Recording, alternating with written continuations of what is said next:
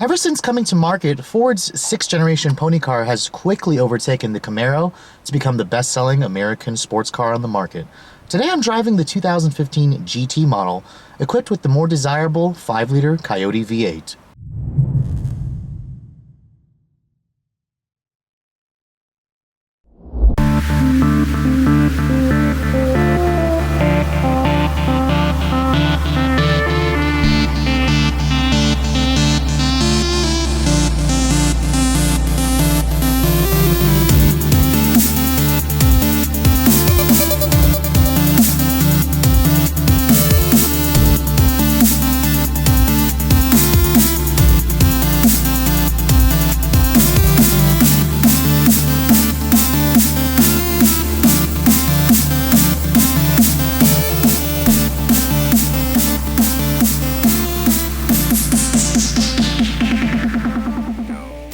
Now, as I showed you guys in my EcoBoost review, the Mustang is now in its 6th generation, and 2015 actually marks the 50th anniversary for America's favorite sports car. And when I talked about the EcoBoost, I was a tad disappointed with the engine. It's not a bad engine, but it just didn't befit the Mustang for me. As an enthusiast and for you Mustang faithful, the only thing that'll suffice is really a V8 engine. And that's why Ford still offers the GT equipped with the 5-liter Coyote V8 with a 7,000 RPM Redline. Now, for 2015, the V8 engine did get a couple of updates. More power is something that I personally love to hear, so that's exactly what Ford has given us. It makes about 15 more horsepower versus last year's model. And you can tell the design of this car is still traditional Mustang. It has some new design elements that bring the car into the 21st century. However, in terms of telling the differences between an EcoBoost and a GT, it's sort of difficult to tell. Your really only giveaway is the GT badge in the back, whereas the EcoBoost will have the running pony emblem instead. Now, my particular GT model also has the performance package, which makes this Mustang more of a track-ready car. It rolls in a couple of niceties, these black 19-inch wheels with the staggered wider tires in the back, the Brembo 6-piston caliper in the front, and then the Torsen 373 rear end, which will definitely make this car more of a track-focused car. Now, the Mustang GT does start at about $32,000, so it makes it about $7,000 more than the EcoBoost model. But besides the V8 engine, you do have some other upgrades. My particular model is the premium package, which is about $4,000 extra on top of that. It gives you some things such as dual zone automatic climate control, heated and cooled leather seats, upgraded 9-speaker audio system, and then of course the My Ford Touch, the 8-inch display, the touchscreen display. Now, in terms of the look of the Mustang, the car is actually about the same size as last year's model. It's about 188 inches long, 107-inch wheelbase. It's about the size of your average mid-size family sedan. What Ford really did is they widened the car about 1.5 inches, gave it a 3-inch wider track, so it has a much more aggressive stance. It gives the car a more stable feeling when you're going down the road. But overall, I think this design is certainly interesting. The front end, where it still resembles a Fusion Coupe, certainly works for me. My particular tester is the 50th anniversary model. I'm not necessarily a fan of the chrome surround in the grille where the pony emblem is, or the chrome surround along the taillights. It's about a $1,500 option. If you guys don't go get the 50th anniversary package, you won't have the extra chrome bits. But overall, this car certainly looks good. Let's take a look at the inside and see some of the differences between it and the EcoBoost model. Now, the interior of the 2015 Mustang GT will pretty much be identical to any of the EcoBoost models that you drive equipped with the premium package. These leather bucket seats are standard. You can get an optional $1,500 Recaro seat, but personally I think the leather buckets are very supportive and they hold you in place very well. Now, stepping inside the Mustang GT, you can see it's got a pretty low step-in height. The roof's a little bit on the low side. This is the fastback body style, but when you shut the doors feel heavy, they feel solid, they close with a nice solid thunk.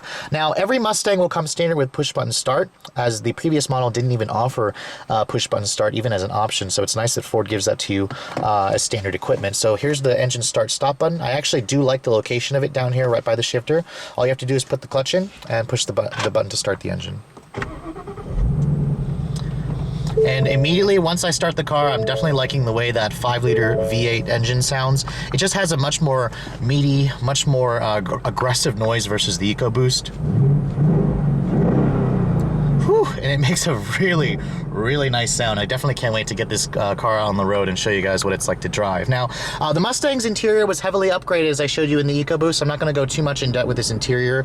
You guys can watch my EcoBoost review to see that, but you can see here the door panel materials are now soft touch. You have nice contrasting leather stitching on the armrest right here. The windows are automatic up down for the driver, and the front passenger kind of expected that. Now, the performance package on my tester gives you the textured aluminum trim as well as these additional gauges here. They look great. This interior is worlds ahead of the Camaro now. The Challenger has a pretty nice interior as well, but I do like the dual cowl design, the leather stitching up here on the upper parts of the dash. It is also more faux stitching right here where it is soft touch as well. I mean, overall, the cabin is very nice. A lot of people are going to like the toggle switches right here for the adjustable steering, the drive modes, the stability control off, and overall the buttons, they're really well labeled. I like that Ford gave you a nice big knob here for tuning and volume, as well as the My Ford Touch, which, you know, it is their updated system. You still have the 4 quadrants, you still have navigation, climate, entertainment, and phone.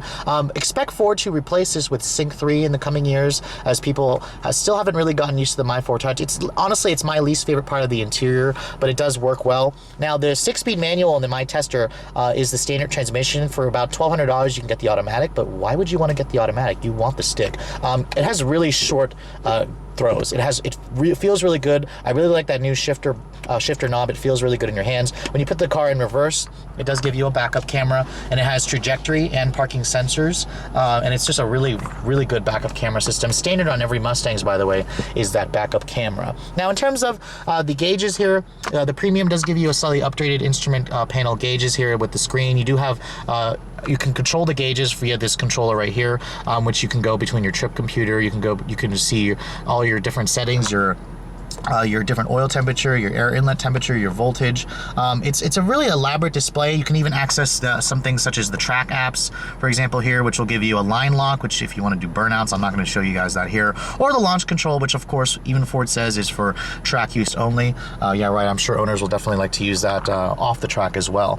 This new steering wheel feels really good in your hands. It's a little bit of a large diameter, but I like the quality of it. It does have a lot of buttons. My particular tester doesn't have the adaptive cruise control with the forward collision. That'll actually give you a little bit more buttons, so those of you who aren't really into the buttons will have to get used to us, but overall, it's a pretty logical layout. It feels really good in your hands. This is now an electric power steering system, which it still has really good feel. I'll get into the test drive and show you that in a moment. Now, one thing about the Mustang, some of the plastics in here do feel a little bit on the cheaper side. Down here, it's all hard touch plastic, but at least Ford did make this soft touch right here where your elbows are going to rest. You do have a nice center console storage there with more USB, power outlet, your SD card slot. Now, one thing about the Mustang, it is not available with a sunroof. The glass roof option is also gone for 2015, so if you guys want to have some sun get into the cabin, you will have to go for the convertible. And then overall, the backseat of this car, which I'm not going to get in the backseat this time, but it's pretty tight. Go for the Challenger if you want a vehicle with more rear seat legroom. Now, as the EcoBoost that I showed you, the GT still has the same size trunk. You're going to look at about 13.5 cubic feet, which is actually a pretty good size for the trunk. Really, the convertible shrinks down to about 11 cubic feet of space. That subwoofer in the back does take up some room, but overall, the opening is a tad on the small side just from the design. But the Mustang's trunk is pretty practical, and the seats do fold down 60/40.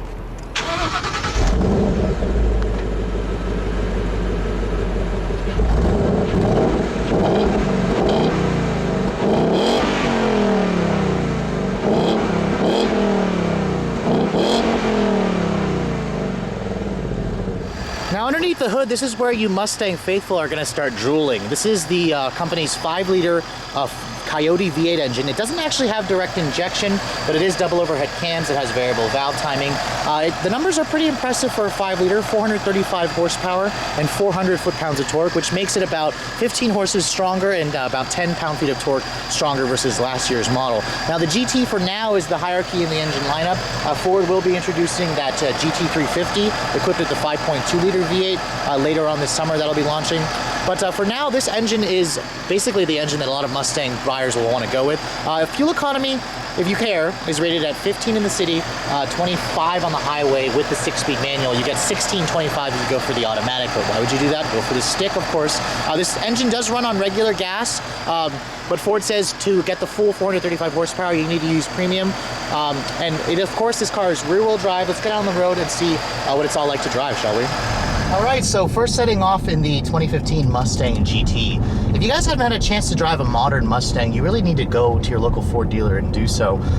The car definitely feels like all the older Mustangs, but the level of refinement, the level of solidity that Ford's added, especially with that independent rear suspension in the back, is really just incredible. But I'm really excited to show you guys what the GT is made of. So let's get on the road and see how it accelerates.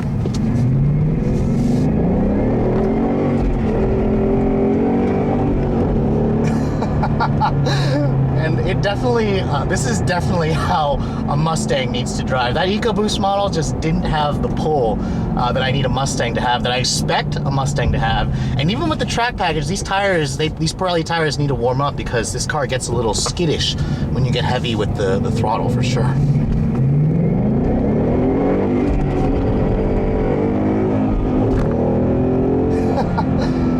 Wow, is this V8 engine powerful? You know, when you guys get this car's rear end to actually get some traction when the tires warm up, this car will definitely get to 60 in the mid 4-second range.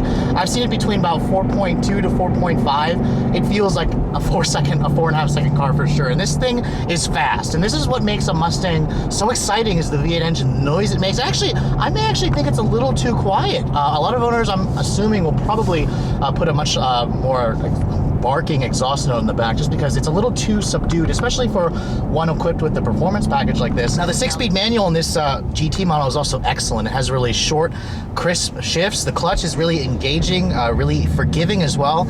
And it's really easy to drive this car, despite the fact that it's got 435 horsepower underneath your right foot.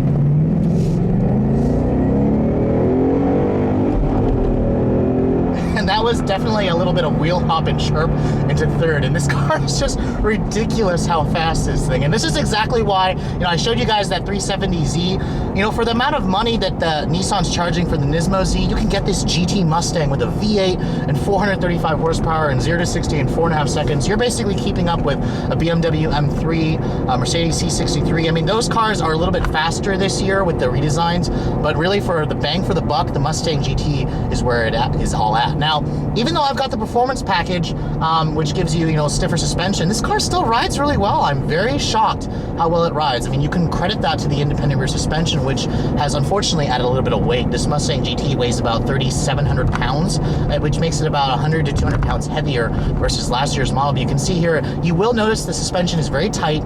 Over bumps, it does feel a little bit on the harder side versus the standard suspension. But overall, I think this is totally livable as a daily driver. The steering is also ridiculously precise. It is a little bit on the light/numb side for me. The old Mustang definitely had a little bit heavier steering with more feel just because it was hydraulic, but overall this is not bad, and this car really has a new level of refinement that I definitely did not feel in the last GT model that I drove and showed you guys. Now, the Mustang does have a new adjustable steering mode here. I actually had the steering in normal mode there. When I switch it over to sport, you will notice the steering gets a lot heavier. So really, if you guys are going to be taking this car to the track, definitely leave it in sport mode, as the steering feel is probably what you expect a Mustang to feel, and it's actually more in line with how the previous generation felt as well. The car also has a drive mode selector. I'm going to actually switch the drive mode selector to Sport Plus mode. There is a track setting as well, which I'm not going to show you guys, but let's see if this car accelerates any differently in the Sport Plus mode and the sport mode for the steering as well.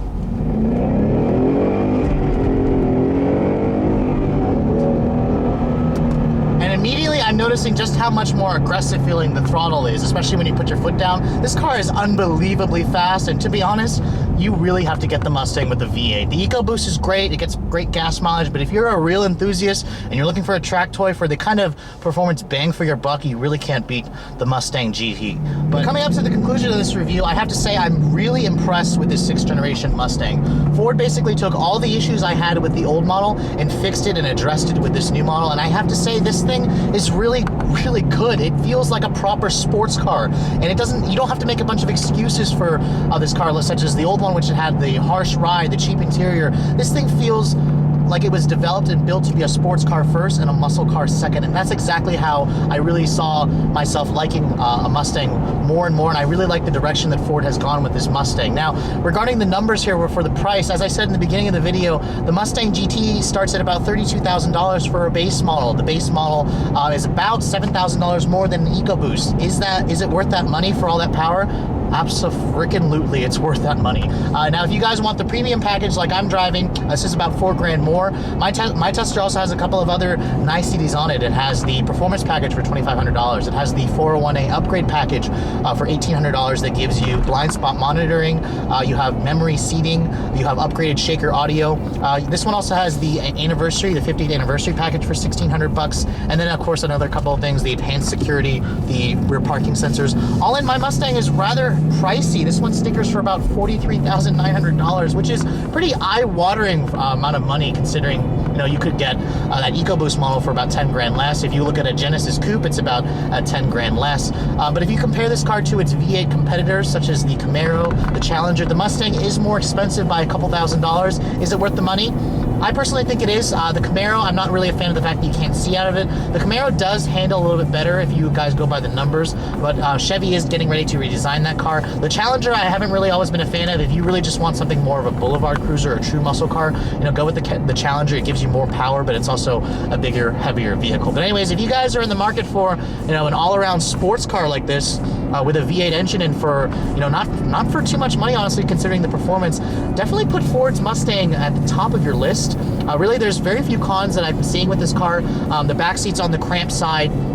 It's still a Mustang, so you kind of have this huge hood that you have to deal with. It's not as nimble feeling in the corners as a 370Z or a Genesis Coupe or a Subaru BRZ, but of course it'll outrun all of those cars when you get it in a straight line, and it can also hold its own. Anyways, if you guys are looking to see the latest vehicles I'm testing, make sure you follow me on Instagram, like us on Facebook, keep subscribing to the YouTube channel so I can keep giving you more of these reviews. Thanks so much for watching, guys. I'll catch you all in the next video.